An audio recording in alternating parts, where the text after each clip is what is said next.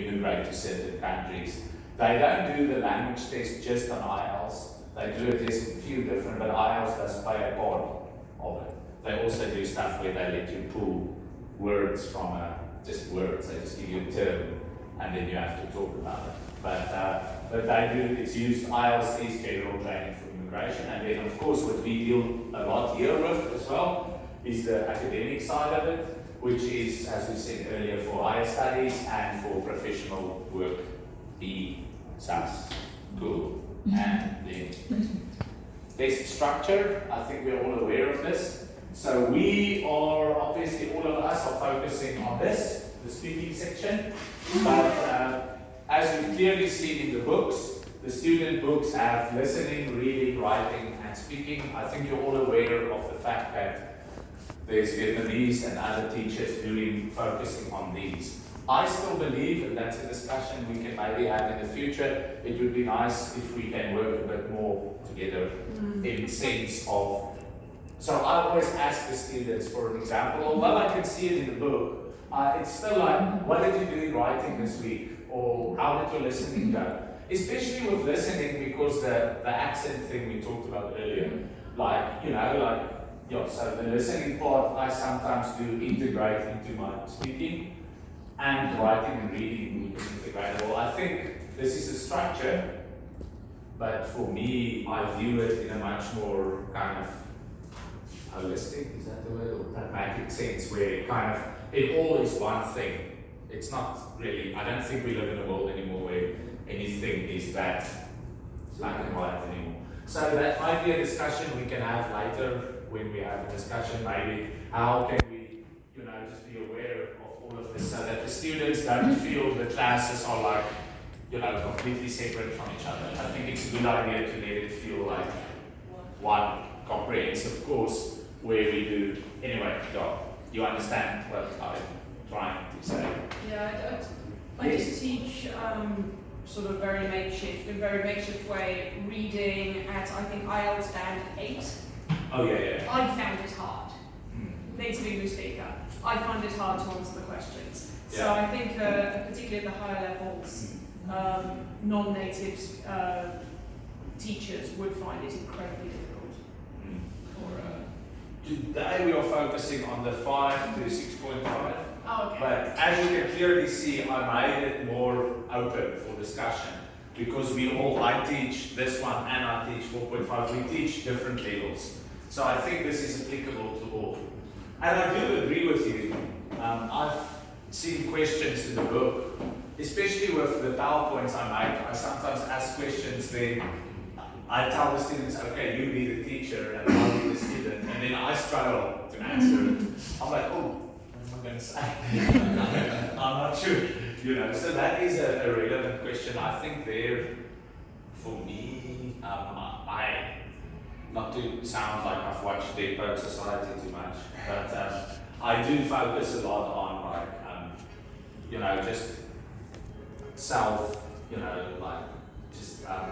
having confidence and trusting yourself and kind of not, because I think the students stress a lot, and I think that kind of, so I focus a lot, I don't know, it's tough. I focus a lot on cool, well done. Although there were a lot of mistakes and stuff.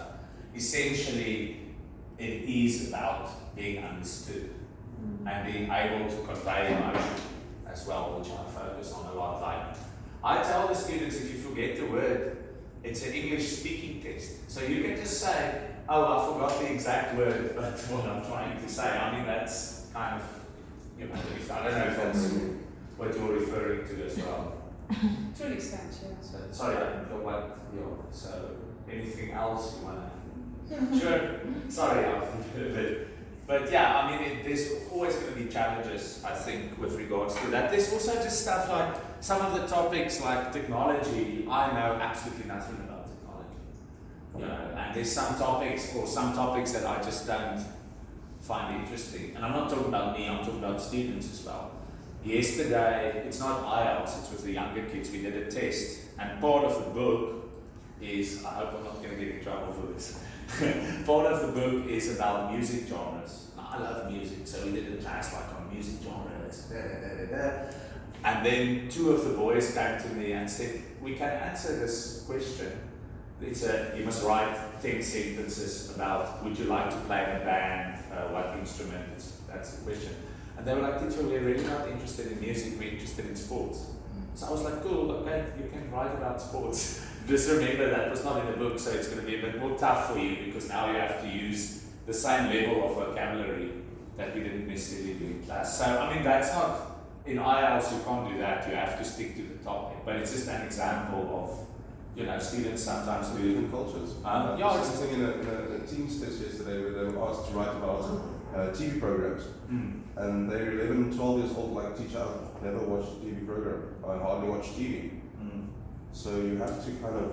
Write about your favourite YouTube channel. Yes, that's So, I mean, there are some topics, like you guys say, that, you know, that they either haven't had exposure to, or they're not interested in, or maybe in a cultural sense, it's not available to them. Or it's just, some things, to be honest, it's just a taboo, you know. Some things, it's just like I can't really talk too much politics or this or that, you know. Not, politics is maybe a bad example, but especially here, but you understand what I mean. So that is, what I tend to do, not to say I'm right, I normally then do take the time, because we have quite long classes. I tend to look at short 10-minute or 15-minute documentaries with Vietnamese subtitles. And like, okay guys, and I tell them straight, oh, I'm also not completely clued up about this, so let's watch a quick documentary, make notes, and then kind of, you know, so I try and put things into context, I guess, you know. But yeah, it is, we can discuss that a bit more. I don't know if anybody else has a bigger approach to that, maybe. I do the same with my adults class. If it's You do the same? yeah, we had a 4-lesson section on endangered animals. Not really something that's common knowledge around here. So I just at the beginning of the class, we'd watch a short 5-minute documentary on top 10 endangered animals and what we can do to help them. Just give them some basis on what they're doing. What was the thing the other day? We were talking about food or diets or something like that. And there was that, but I do have I saw this, like a few really controversial ones that are good. But like, for example, on Netflix, there's that show, it's only 15 minutes long, it's called Explain. And then they had diets explained.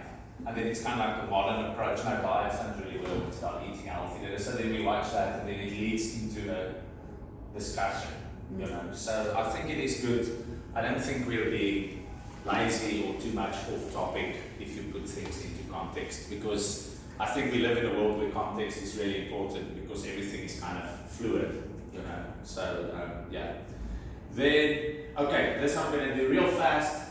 It's just background, so I'm not even going to read everything. It's just there's obviously a listening part to it. I can email you guys this if you want to know how this works. It's just for us to understand it. Basically, I'll put this in so that we also know it's tough. IELTS is tough for the students. It's not easy. If you look at this, like the cassette, well, it's not cassette anymore nowadays, but they used to use that. But like all these things are kind of tough, you know. It's very rigid in a way, the rules and your time, and you only got 2 minutes to prepare, blah blah blah. Same goes for reading. As you can see, it's very unseen, no extra time, 40 questions to do. So it's kind of, you know, it's kind of tough. You know, it's not it's a heavy, for me, if I had to learn a new language, this is pretty hardcore. It's almost like those 6 weeks intensive courses that people do. Like if you go study abroad, you do you go Amsterdam, you must do a 6 weeks Dutch course, and it's tough. You know, it's not easy. And then they've got the academic reading. This is the general training reading, which is what you also said. Some of this is tough because some of it is just stuff that you don't even in your own language, or you don't know, even stuff you maybe you don't understand, or you're not interested, or you're not into. You know, so it's very tough in that context. I never knew it was so tough for the students until I started talking to them about it. And we used to do a thing where I did this I went to do a test on my own, and I barely passed the first time. It was tough. Now, I did well, but there were parts where it was a bit like, I think here luckily we do, a lot of it is done one-on-one and speaking. I'm not a big fan of the tests you do with a computer. They do speaking tests with computers nowadays and stuff as well in some courses. I don't think this one does it, but that's kind of tough because the computer picks up your accent or something and you just, So yeah, and then just academic, general training. I don't want to waste your time with this, so I'm going kind of fast. And then this is obviously the stuff that we do. I think this is basically the same as what we do. We do the speaking, it's a one-on-one, one-to-one interview. We'll talk about that a bit later. I don't know if you guys do it. I do every second class with my students. I do like a mock test. So I'm like, okay, today we are on page 31. It is about traveling abroad or whatever the theme may be. That's what we did last time. So I don't know, it wasn't the page, some other page. But anyway, so then I literally tell them, okay, I'm going to write down 9 different topics and I give it to them, and you've got time to prepare. And I go and I sit outside in a different room and I do one-on-one interviews with them in a complete test situation. It's a bit of a farce because I also do like, good afternoon, please sit down, welcome. I do it like I'm not know. Yes. So you provide a topic, and then they have some time to prepare and write about this Yeah, topic, yeah. and then you'll interview. And are they reading what they wrote, or just No. Speak. Yeah. So in that context, in the IELTS test, it's a bit tougher. I do that as well, but that's the second part I'll explain now. In the test, you get 2 minutes. So they give you a topic, kids on pencils in classrooms. I'm joking. But they give you a topic. What is one of the topics we've recently done? Technology. So they give you a topic and they say, okay, cool, here's your topic, you've got 2 minutes. And then the students in those 2 minutes basically write down words that they know about it. And then they must come and talk to you. It differs. There's different tests. Some are like 45 seconds, some minutes, some 2, whatever. So the one I do is I literally give them a lot more time to prepare, because obviously if we're 10 students in the class and I sit in a room, I do 2 minutes for students. The whole thing takes about 25 minutes, of the 3 hours. So the students that come last obviously have a lot more time to prepare than the students that come first. But whatever. I've done it with them where I give it to them in a closed paper and I say, don't cheat. If that student comes in, you open your paper and then you can start preparing and then that's that. So, but I mean, at the end of the day, there is the second one that I do. That's much more like in the test where we do it in class and everybody is in class and we rotate who the teacher is. So I kind of take part.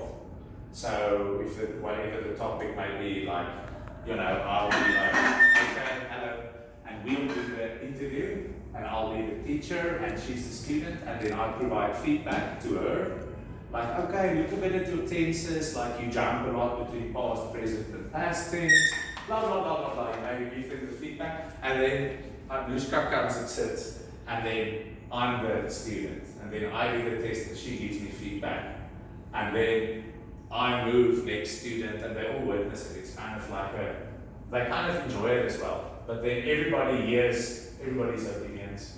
Everybody plays both student and teacher, or examiner and examinee. I don't know. Yeah, but you understand. So that's also for me kind of a fun thing, and you actually learn a lot from the students as well, like what they focus on. Because if a student is the teacher examining another student, you see, for example, they don't really focus a lot on tenses. They don't focus a lot on like singular or plural, stuff like that, which honestly for me, it's also not that important. Like, for me, it's not communication, but in terms of the testing, as you can see, your test, you do look at grammar and vocab. Okay, vocab is important. I don't know, how do you guys deal with vocab? Because I don't know, like vocab is something you study or learn. It's not something, like I don't want to stand there with a dictionary, like, book. A book is an object to the, I mean, what do you do with regards to vocab?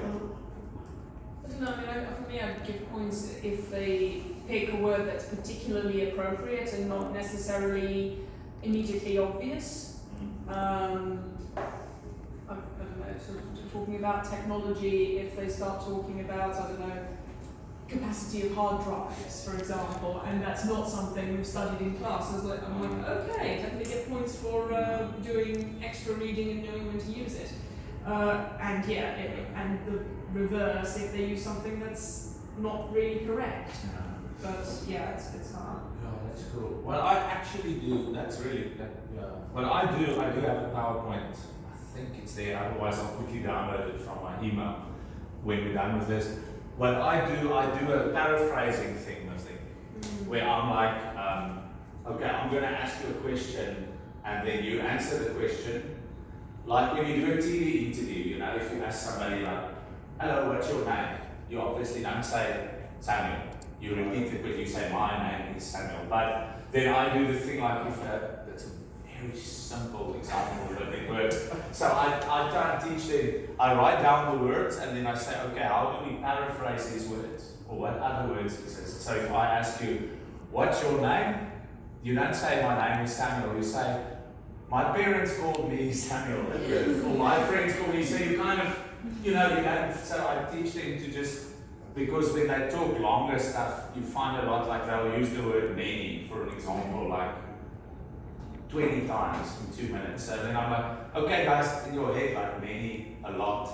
If you like think of different terms. So I focus a lot on that kind of vibe, and we do a lot of mind maps with it. So I always do obviously, I don't even need to, I mean, you guys know this, I don't want to, where you've got your topic, and then I always like your intro, and then your intro, your first point, your second point, your third point, your summary, and your ending, or whatever. And then under this, I use the things that we do in class. So I would say, in your intro, use why. So answer the question and paraphrase.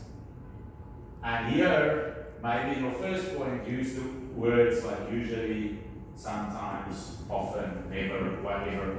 Here, what else did we do? Use who, what. Here, use jump to the past tense if you want. Jump between the past tense, future tense, and present tense to show the examiner that you understand tenses. So it's a cheat, it's a massive cheat. But basically I tell them, like, for the examiner to see that you understand all the things that they listen to, kind of jump between grammar, pronunciation, vocabulary, body, like jump between the things by just using your firstly, secondly, thirdly, to summarize, blah, blah, blah, blah, blah. So I basically tell them to teach them almost cheats, like, does this make sense? I can explain it in more depth and do an example, but you understand what I mean. Once you get this right at an early age, they will use it for the rest of their life. Exactly, and we all do it when we speak. We just don't realize it because it happens subconsciously. But when you speak and when we have a debate or something, you do always fall back on certain terms that you feel comfortable or that you feel you understand well. I find a lot when I get into debates or discussions with people about ideology or whatever it might be, you know, you tend to always use words that were taught to you when you were at university or in school, words that have meaning for you because you're more convincing and you also understand what you're saying better. So when I get into a discussion with somebody that I realize this person is way more intelligent than me, you know, I tend to always use words that I know exactly what the words mean because then I kind of back myself up in the bullshit I'm talking. You know, so yeah, don't use that word. But you understand what I mean. So for them, I tend to say, guys, the words you feel comfortable with, just use those terms a lot. And obviously, as we do in basic English education, that hopefully they start doing this in school already, in high school, when they do their English. But yeah, like your 5 W's: where, what, why, when, yeah, how. But see then, yeah, how is another one of W, yeah. But like I always like your, usually, sometimes, often, firstly. So I teach them those basic things. And it also helps when you forget a word. Just, I tell them, if you forget what you want to say, just start your sentence with I usually, and then just start saying what you usually do, and then just come back to what you were busy saying once you remember it. You know, just kind of, am I going too fast? Or does it all make sense? Yeah? That's alright. It's okay. I just don't want to waste everybody's time with this. So, okay, this I'll show you now. I brought some examples. Ooh, okay, you got that? Okay, let's go. So, here I just said, how do I follow the book and stimulate independent thinking? Okay, because I think for all of us and for the students, once again, not to sound too inspirational and stuff, because I'm not, you know, but I do believe, for us and for the students in teaching, especially at this level and at that age, it's nice to make it something with meaning. You know, it must have meaning for you on an emotional level. Whatever, or for you don't have to, but for me, it helps if what I do feels as if it has a meaning, as if it means something to me, and yeah. So I sometimes get very emotional with them, like if we talk about family and I talk about my mom, or somebody I don't see often. I tend to be really like emotional and honest and like, oh guys, I miss her so much because she did this and this for me, and then they kind of, are you okay? I'm okay. But I think, in terms of this stimulated, I think it's important to just, talk to them as you feel. There's not that hierarchy for me, like teacher, student, it's like we're all sitting here talking. So, and that, funnily enough, does help with intonation. It helps them with their confidence, it helps them with their body, like the way they present themselves, if you have that personal connection with them. So obviously, I think these are all quite obvious ones. And I think we've touched on all of them already. So I do have a few examples that I'll show you once this is done. Additional projects, obviously, I tend to look at stuff like recently, I'm not sure if it's in this IELTS or the IELTS 4, but it's still an example. Let's say your first lesson is about personalities. So, then we talked about, introverts, extroverts, and I did a whole class on that. And then I gave them a picture that I got from the internet, just random pictures of people's faces. And like, okay guys, make up like a character sheet for that person. What's his name? Where's he from? What's her history? Why is she an introvert? Do you think she might change? What's her personality? Why? So they created these characters. Every student got a different picture, created different characters. Next class, we talk about your neighborhood.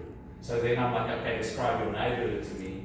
Now let's put those characters in the neighborhood and they all meet in a coffee shop. What kind of discussions they have? So kind of build almost a story. So I think it's good for revision as well. So if the previous lesson was about the weather, I'm just using stupid examples because I'm looking at clouds and stuff, but if the previous lesson was about the weather and today's lesson is about computers, you'd say, okay guys, last week we talked about the weather, this is the words we used. What is the impact you think the manufacturing of computers have on the weather? And vice versa. What impact does the weather have on manufacturing? Okay, that's a tough one, but so I tend to always, you build a universe for them. All the classes are one theme, which is describing your life and what you do. So I do, that's what I mean with additional projects, where we have a project where we're basically building this universe with towns in it and characters in it and stuff that happens within it. It's got its own political system, it's got its own everything, So that does help, I think, and it keeps them interested as well. Group discussions, obvious, that's obvious. We just have this, when the class starts, I usually say, okay, today we're talking about whatever, and what's your opinion on it, what's your opinion, and we kind of just write down a few opinions. Debates, I think is quite obvious. I normally do debates in groups of 2, and I give them a topic. What's the one we did last time? Oh, we were also talking about personality, so I did one complete joke debate. I was like, okay, the person of the year. So you are 4 teams, 1, 2, 3, 4, and I will give you $500,000 US over the next 3 years if you can describe to me why you deserve it as a person and what you will do with the money. You've got 10 minutes to prepare, and then I write all the vocab of the day on the board, and I have to use that. And then the other students are the judges, so they come up and do their presentation, and then the students they kind of ask each other, "No, I think you're a liar. You're not going to do that." Or how you, and then they really get quite passionate about it, you know. So that does help, I think, you know. Once again, the debates is kind of I sometimes make it completely absurd and humorous, like. You know, we are in the world of, it's the end. Tomorrow, everything is gone. So you can choose 2 people to take you within an underground bunker that your mad uncle built 10 years ago, who's going to be and why. You know, it's ridiculous, but then we still use but then the only rule is we still use whatever we did in the book to describe that situation. So I did role playing. Role-playing can be a bit silly because they are not in high school, or some of them are in high school, but I mean, they're not kids anymore. So with the role-playing, I'm more like, you know, I don't do like, I do it like you're a television interviewer, or you're a game show presenter, or you're a, you know, more like, you know, not like, "Hello doctor, I have a headache, here's some medicine we don't, I'm doing more to it, you know." Students' interests, I think that's self-explanatory. You know, I just make notes like, oh, he likes sport, she's into classical music, she's da-da-da, and then kind of refer back to their interests with any topic, you know. And then social, cultural discussions, as the first slide said, I think it's important for them to be able to, you know, put stuff into that context as well. And you can really stop me if I talk too much, like, well, because I do think to talk a lot. Okay, so obviously, how do I not bore myself and students? Listen to what they have to say. It's very, very obvious. But I remember that there was that interview years ago with Marilyn Manson, of all people, on an American talk show after all that horrible, you know, Columbine and all that stuff happened. And they were like, "Well, you're one of the people being blamed for this, why?" And he was like, "What would you tell these kids?" He was like, "No, nothing. I'll just listen to what they have to say to me." And, you know, so I think it is important to listen to them, because sometimes we deal with different personalities. Some students are very outspoken, very extroverted. Some want you to do everything by the book. Some are just shy. Some are, quite frankly, arrogant. It doesn't matter. I mean, they're all just humans, but I think it's important to take that into account. I do make decisions together with the class. Like, I'm like, "Do you guys want homework? Yes or no?" Well, they almost always say no, but I mean, you're like, "Okay, cool, let's not do homework, but we'll look at this little video at the end of the class, make some notes, and then we'll discuss it next week." But kind of make decisions together. If there's a topic they want to not discuss this week, but they want to discuss the next week, like, it kind of, okay, it's fluid, it's cool, you know. We talked about that already, where I let the student test each other, and I let them test me, but we already discussed that. And then I do focus on my own things and what I love with them as well. I think it builds trust, not fake trust, like it's honest trust. I'm honest with them, I tell them exactly what I want to say, feel. So I think it is important to do that as well. This is almost done, don't worry. Then I'm just going to show you a few examples of classes I did, and then we can have a discussion. I think we can take a break in about 5 minutes or so, because this is almost done. How do I make sure I prepare them for exactly what they will be asked? Excuse my mistake. And I do a bit of research before every class, just a little bit, especially if it's topics that I don't know anything about, and there's a lot that I don't know anything about. I got the students' email addresses from them, and then I email them, I email them my PowerPoints, I email them the research I did. If we watch something on YouTube, I email them the link. I just send them everything. You know, I mean, why not? It's not as if they're gonna go use it for anything else than extra preparation for the tests. I think we discussed online vids, which I don't think is wrong. I don't think you can watch a movie every day, but I think it's fine each now and then, you know, spend a bit of time on some online stuff. We already discussed the bi-weekly 5 tests I do with them, and then the part that we discussed right at the beginning, which I think we can sort out at the end of the session. Maybe we start a little knowledge sharing group. I don't think we need to have, I can't speak on the company's behalf, but I don't think we necessarily need to have workshops all the time or whatever. I think we live in a time, you know, we've got modern technology, we've got that. I mean, we can literally just have a Google Drive where we just share everything. We share our questions, we have open discussions. It's open. I mean, obviously we are just discussing educational stuff on there, so I don't see anything wrong with that. You know, it's not as if we're discussing anything outside of, you know, just the job. I mean, it's not, I think it would be cool to be able to share all our PowerPoints and everything with each other and to learn from each other and just to provide a certain sense of consistency, I guess, in our teaching. And if new teachers arrive, I think it would be cool being able to give a new teacher a package to say, listen, here's a package of 15 additional lessons to the book. Here's a package of questions you may ask, things you may do, and just, there you go. You know, and we all have the same stuff, and cool. You know, it just makes things easier. And then last one. No? Okay, almost. Sorry guys, I'll go fast.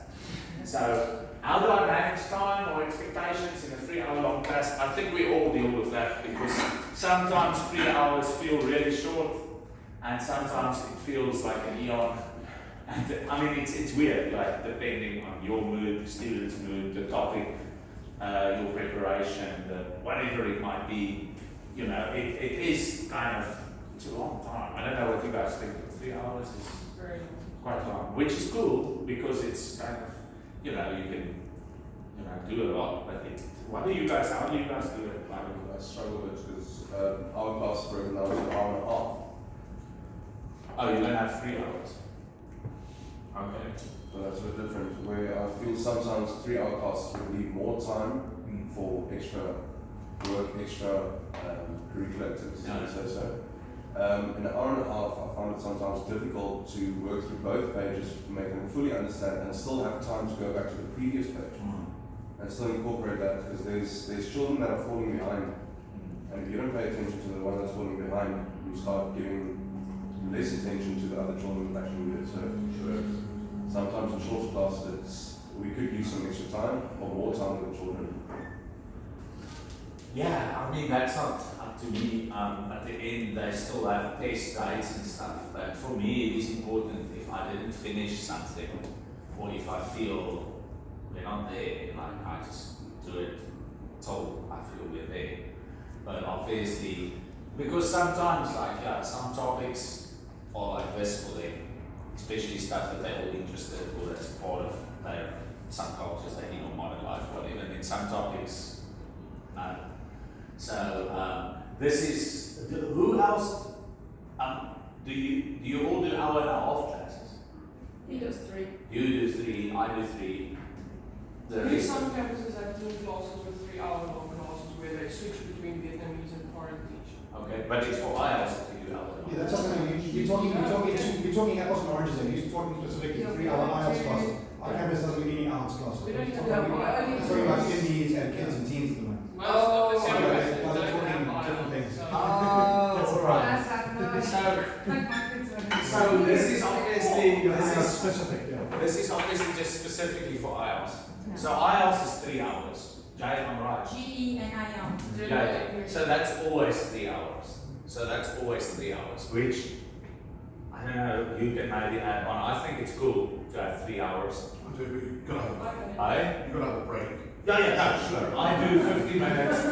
I do 50 minutes, 10-minute break, 50 minutes, 10-minute break. I do a 10-minute break and a 90-minute class, so 3 hours. Yeah. Definitely taking a break. Yeah, I do like 10-minute, I do 3 10-minute breaks. One of the 10-minute breaks usually falls at the end, which is kind of ridiculous. But then I'm like, okay, let's watch a video before I work and discuss it. But that's still, and the other 2 10-minute breaks are proper breaks, like I go to the bathroom or go get a Yeah, I coffee. think the reason we were asked to come to that is our campus is specifically looking to start opening up house. Oh, okay, yeah, sure. So, putting that into context for me now. So everything I said before, it still helps, it still Yeah, of makes course, sense. yeah. Okay, I'll anyway, this I don't think is necessarily, if you want it, I can email you this, but I'll email you guys a bunch of IELTS PowerPoints. But it's mine, so maybe mine sucks. But it's mine, so that's how what I do. If you obviously can do your own, like I said, knowledge sharing. So that, yeah, with the IELTS you do 3 hours.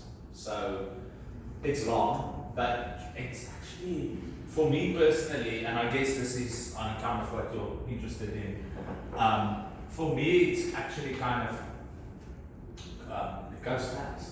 I'd rather do 3 hours with IELTS students and an hour and a half of Kings. I think the most important thing, the biggest trick is if you kind of trigger something, like you trigger something that they really like, or either it's a bit controversial or it's something they really love. Once again, within the topic, but I mean, you can find any topic, you can find something to get an emotion out of, to learn about it. So I've found in 3-hour classes, if you find something that you can see the students either don't agree on, or it's kind of something then they just stop talking. Because obviously the trick is to do the opposite of what I'm doing today. The trick is to let them do the talking and you kind of just... What's the youngest that's starting IELTS? High school? I've got one kid, I think of 15, but 16 is the rule. 16 is the law, not the law, but it's kind of the point where you start. I think some students might start earlier, but I think you can only take the test from 16 and above, if I'm correct. Yes. I mean, Results study abroad. yeah, I know in Korea when we did it, you have to be 16 years and older. But I mean, I think anybody can take the course, but you can only write the test from a certain age. It does sometimes happen where I have it where you have a student of 16 or 15, whatever, and then you have a student of 22, and with regards to the topics you discuss and stuff, you must obviously, you can't go, especially for the younger ones, it's kind of, you can't go too adult, but you also can't go too childish. So it's sometimes a bit of a challenge because you're sitting, I mean, when you were 15 and 22, if I think about how you, in that short time in your life, how you completely change, I mean, it is sometimes a bit of a tough thing to navigate between, if there's a big age gap, because you have to take everybody into account. Obviously, the older people are aware of it, and well, not just everybody is aware of it in the class. That they're not stupid. I never underestimate their intellect. They obviously realize we're navigating age differences and stuff like that within the class. Okay, so the 3-hour class, normally I'm going to go through it fast and then we can take a 10-minute break. So I normally, how do I manage the stations? No, man. Yeah, okay, so normally I just ask the students, oh, that's what I wanted to say. Normally I just ask them, hi, how was your recent holiday? What did you do? We just have a general discussion. Normally I try subconsciously, I don't tell them, to refer back to the previous lesson within the opening things. So it's actually revision, but they don't realize it. Yeah. When you're having these opening discussions, how big is the class? How many students? Mine are about 7 or 8. And so you go through one-on-one each one? Yeah. Okay. Yeah, I don't tend to go like down the line. I tend to ask the question.